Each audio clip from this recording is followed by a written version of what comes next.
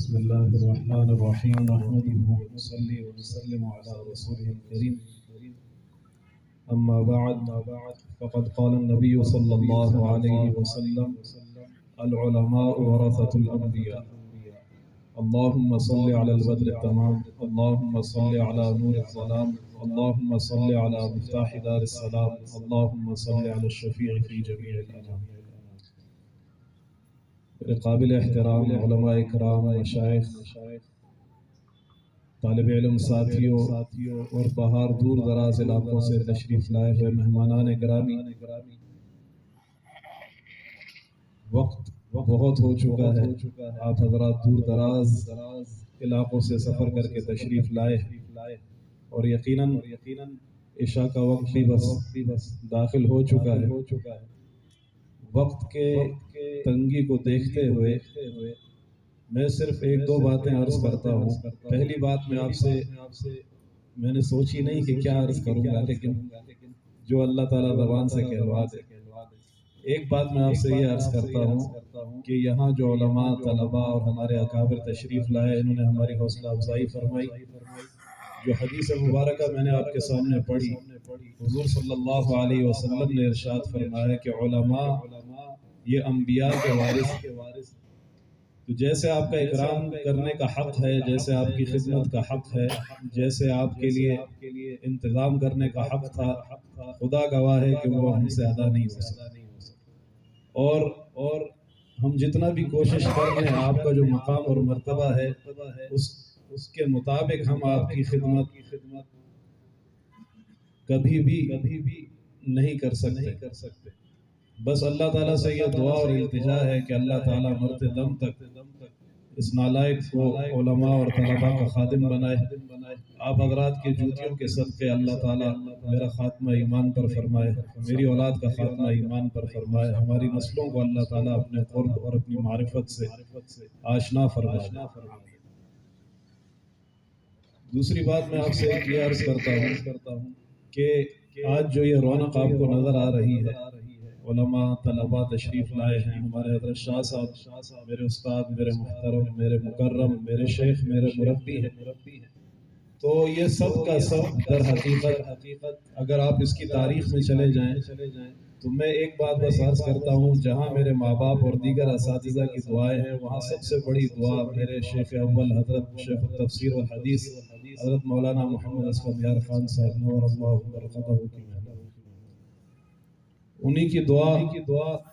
ان کا اپنا ایک انداز اور ایک اپنی محبت کا ثمرہ ہے کہ دنیا سے جاتے جاتے بھی حضرت نے آخری جو وصیت اس نالائق کو فرمائی تھی، آپریشن سے پہلے حضرت نے فرمایا کہ مولانا میرا سبق ختم ہو گیا لیکن تم پڑھانا نہ چھوڑنا، تم سبق نہ چھوڑنا، میرا تو سبق ختم ہو گیا، تم سبق نہ چھوڑنا۔ اور ایک بات فرماتے تھے اکثر اپنی حیات میں، اللہ ان کی قبر میں کروڑوں رحمت نازل فرمائے۔ یہ ہمارے مشائخ، ہمارے اساتذہ، یہ انہی کی دعائیں اور انہی کی محبتوں کا ثمرہ ہے کہ اللہ ان جیسے نالائقوں کو اللہ کا نام لینے کی توفیق دے۔ اور حضرت فرماتے تھے کہ مولانا میرے استاد تھے مارتون بابا رحمت اللہ علیہ، مولانا خان بہادر صاحب، وہ فرماتے تھے کہ میرے کسی بھی شاگرد کو اللہ تعالیٰ نے کبھی ضائع نہیں، ہر ایک سے اللہ تعالیٰ دین کا کام لیتا ہے، کسی سے کس طرح، کسی سے کس شکل میں، کسی سے کس شکل میں۔ تو حضرت صاحب رحمت اللہ علیہ اکثر یہ بات فرماتے تھے کہ مولانا اللہ نے میرے بھی کسی شاگرد کو کبھی ضائع نہیں، اور فرماتے تھے کہ یہ میرے استادوں کی دعا ہے، یہ میرے استادوں کی دعا ہے۔ ہم نے اگر بڑوں کے ساتھ وفا سیکھی تو ان کی برکت سے سیکھی، ہم نے اگر سادات کی جوتیوں کو سر پہ رکھنا سیکھا تو ان کی برکت سے سیکھا۔ آج اگر میں حضرت کی پیروں میں ہوں، حضرت کی خدمت میں حاضر ہوں، تو یہ سب کا سب انہی کی تربیت اور انہی کی تعلیم۔ حضرت نے جب پردہ فرمایا اس دنیا سے تو حقیقت یہ ہے کہ جیسے ہمارے حضرات یہاں تشریف فرما ہیں، دارالخیر کے طلباء ہیں، یہ جانتے ہیں کہ حضرت صاحب رحمت اللہ علیہ کی ہر ایک کے ساتھ ایک عجیب انداز کی محبت اور شفقت تھی، جو اللہ والوں کا ایک مزاج ہوتا ہے۔ اور جن کے شیوخ موجود ہیں، ہمارے حضرت مکرم شیخ مولانا ابراہیم کشمیری صاحب تشریف فرما ہیں، آپ ان سے پوچھ سکتے ہیں کہ جب ان کے شیخ کا وصال ہوا تو ان پر کیسی قیامت ٹوٹی ہو۔ اسی طرح جب ہمارے حضرت اس دنیا سے تشریف لے گئے تو وہ جو عالم تھا، وہ جو در تھا، وہ صرف خدا ہی کو معلوم ہے، خدا ہی کے علم۔ ہماری زندگی بالکل بے سہارا تھی، بے آسرا تھے، در در کی ٹھوکریں کھاتے تھے، مختلف جگہوں پہ گئے، لوگوں کے پاس گئے۔ کمال اللہ نے سب کو عطا کیا، ہر پھول کی اپنی خوشبو، ہر پھول کا اپنا رنگ۔ چلتے چلتے اللہ تعالیٰ سے دعا کرتے رہے، اور توقع یہی تھی، امید یہی تھی کہ بس اسی طرح اس دنیا سے چلے جائیں گے، اپنے شیخ اور استاد کی محبت میں آنسو بہاتے ہوئے جائیں گے۔ لیکن اللہ کی مہربانی ہوئی، اللہ تعالیٰ نے فضل و کرم کیا کہ اللہ تعالیٰ نے، اگر میں آپ کو اللہ کے قسم کھا کر کہوں تو میں جب حضرت شاہ صاحب دامت برکاتہم کی خدمت میں حاضر ہوا تو مجھے ایسے لگا کہ جیسے حضرت رحمت اللہ علیہ تشریف لائے۔ وہی رنگ، وہی خوشبو، وہی تاثیر، وہی انداز، وہی آواز، وہی نسبت، اور پھر اللہ تعالیٰ کی اپنا کچھ فضل و کرم ہے۔ تو میں نے جب دیکھا کہ حضرت ایک تمام اعتبارات میں تقریباً مناسبت ہے، ایک چیز میں اللہ نے حضرت کو زیادہ کمال عطا کیا، یہ اللہ کا فضل و کرم ہے کہ وہ حضور صلی اللہ علیہ وسلم کی اولاد، یہ اپنی جگہ ہے سارے معاملات۔ تو حضرت کی شفقت اور مہربانی ہے کہ حضرت یہاں ہم نالائقوں کی دعوت پہ تشریف لائے، ہماری عاجزانہ مؤدبانہ درخواست کو حضرت نے قبول فرمایا، اور آپ لوگ ابھی بہت سارے ایسے ہیں یہاں پر جو کم عمر ہیں، زیادہ دنیا نہیں دیکھی، زیادہ حالات نہیں دیکھے، زیادہ واقعات سے ناآشنا ہے۔ یہ نالائق الحمدللہ جب سے اللہ تعالیٰ نے ہوش سنبھالنے کی توفیق، اور ساتھ حافظ نعمان صاحب آ گیا، جب سے اس نالائق نے ہوش سنبھالا، علماء اور اکابر کی زیارت کی، تو اللہ تعالیٰ نے افغانستان، ہندوستان، بنگلہ دیش، دارالعلوم دیوبند، سہارنپور، ندوۃ العلماء، ساؤتھ افریقہ میں، قطر میں ان اکابر کی اللہ نے زیارت کا شرف عطا کیا ہے کہ جن کا نام آپ شاید خالی پوسٹروں میں پڑھتے ہوں گے، کتابوں میں پڑھتے ہوں گے، فلاں جمعیت علماء ہند کے صدر مولانا ارشد مدنی صاحب، فلانا صاحب۔ اللہ تعالیٰ نے ایک کی خدمت میں بیٹھنے کا، ان کی پیر دبانے کا، ان سے دعائیں لینے کا موقع عطا کیا۔ ذالک فضل اللہ یؤتیہ من یشاء۔ تو اگر اللہ تعالیٰ نے اس فقیر کو حضرت کے پاس پہنچایا تو اس کے پیچھے ایسا نہیں ہے کہ تجربہ نہیں ہے یا نظر نہیں ہے۔ کوئی شاید یہ سوچ سکتا ہے، اپنی نادانی ہوتی ہے لوگوں کی۔ میں ایک مصلحت کے تحت یہ بات کر رہا ہوں کہ بعض لوگ ایسے ہوتے ہیں کہ وہ اپنے تجربے کے مطابق، اپنے علم کے مطابق، اپنی نظر اور نگاہ کے مطابق گفتگو کرتے ہیں،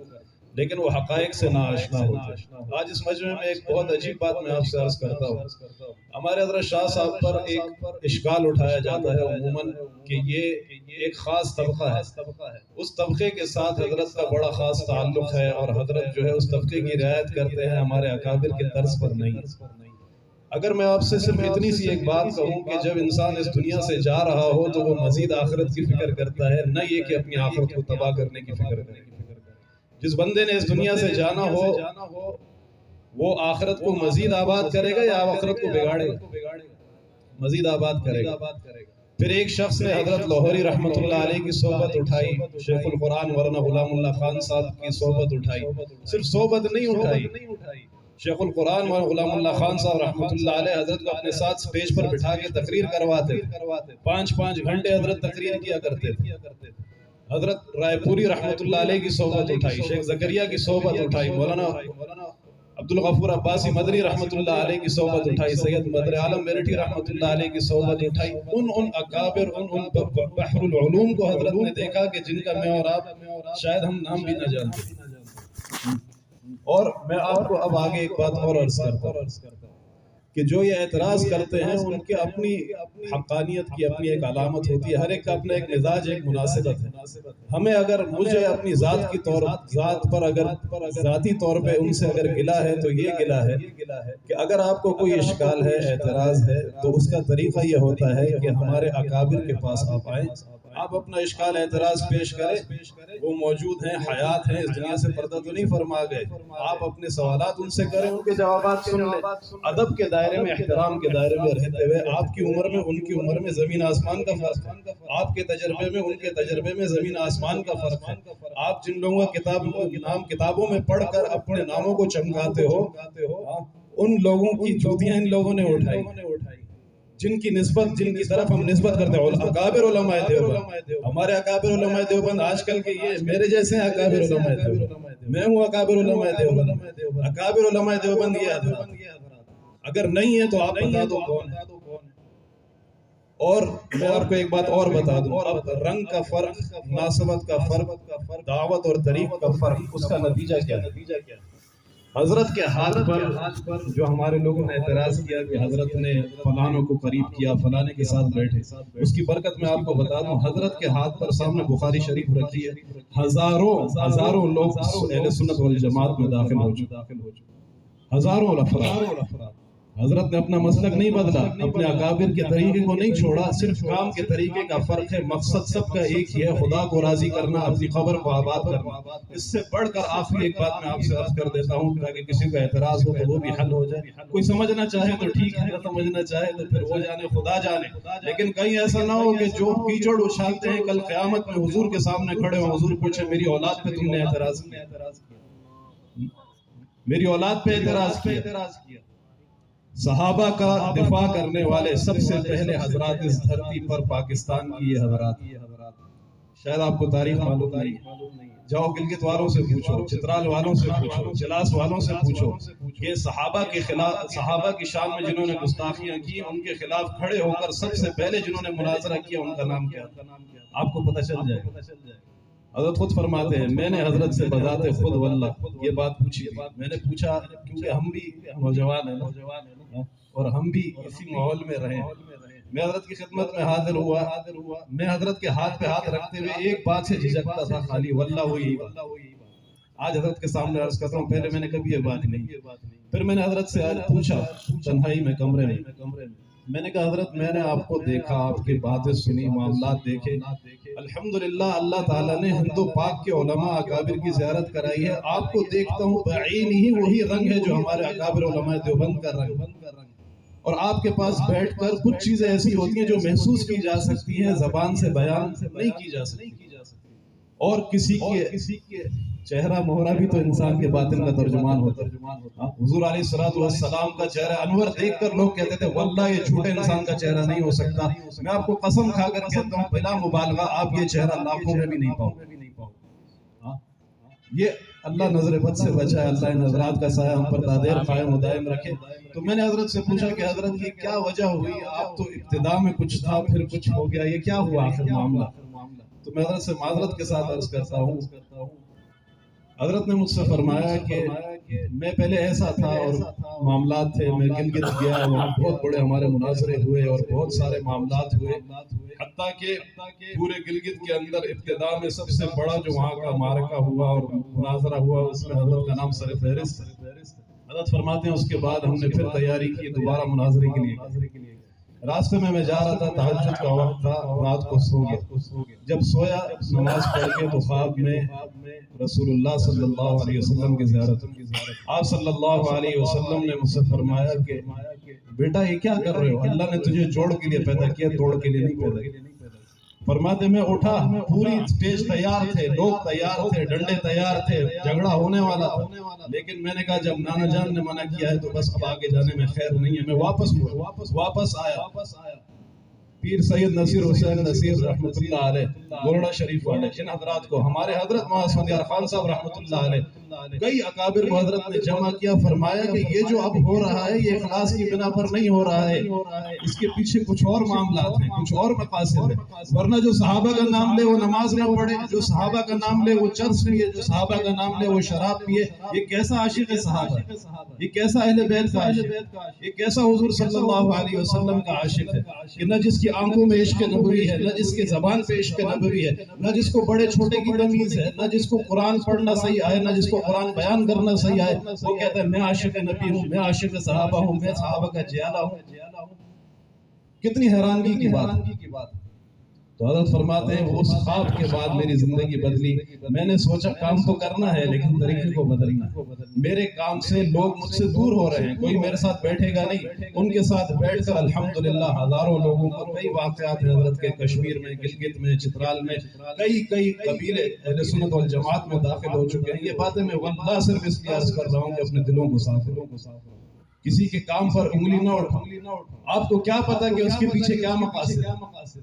جب سامنے والا عمر میں آپ سے زیادہ، تجربے میں آپ سے زیادہ، علم میں آپ سے زیادہ، صحبتوں میں آپ سے زیادہ، ہر چیز میں آپ سے زیادہ ہے، تو ہمارے تو بڑے اساتذہ، ہمارے اکابر کہتے تھے کہ اپنے اکابر کو دیکھنا، اپنا سر جھکا لینا، بات سمجھ آئے یا نہ آئے، اللہ تعالیٰ ان کی مدد کرتے ہیں، اللہ تعالیٰ کی طرف سے ہوتا ہے، یہ اخلاص کی وجہ سے. اور آپ جانتے ہیں المجتہد یخطئ و یصیب، بخاری شریف کی روایت ہے کہ مجتہد یا کبھی خطا کرتا ہے اور کبھی صحیح مسئلہ بیان کرتا ہے. حضور نے یہ نہیں فرمایا کہ جس مجتہد نے مسئلہ غلط بیان کیا یہ جہنم میں جائے گا. حضور نے فرمایا جس نے مسئلہ غلط بیان کیا لیکن اخلاص کی بنا پر اس نے اجتہاد کیا تھا، اللہ تعالیٰ اس کو ایک ثواب عطا کرے گا، ثواب ملے گا، گناہ نہیں ہے. اور جس نے صحیح بیان کیا، مسئلہ بھی اسی طرح اللہ کے ہاں تھا، اس کو ڈبل ثواب ملے گا. تو چاہے آپ کو اجتہادی اختلاف ہے وہ اپنی جگہ ہے. یہ بات ہے، میں نے اپنا ایک درد دل تھا جو آپ سے اس مجمع میں نے سوچا کہ ضروری ہے عرض کرنا. باقی آپ حضرات ہمارے سروں کے تاج ہوں. جو بات میں نے کہی وہ درد کی بنا پر کہی، اخلاص کی بنا پر کہی. آپ جتنے یہاں بیٹھے ہیں، میں اللہ کے فضل و کرم سے، اللہ کے دربار میں قسم کھا کر کہتا ہوں کہ میں آپ سب بہت اچھے ہو. من عالم کے من دانم، ہمارا کیا حال ہے یہ ہمیں معلوم. اللہ تعالیٰ آپ لوگوں کی جوتیوں کے صدقے ہمارے حال پہ رحم کر دے. اللہ تعالیٰ آپ کا آنا ہمارے حال میں باعث خیر و برکت بنائے. اپنے حضرت استاد محترم حضرت مولانا سید چراغ الدین شاہ صاحب زیر مجدور سے درخواست کرتا ہوں کہ میں نے دستار بندی فرما دیں، پھر سوال ہو جائے.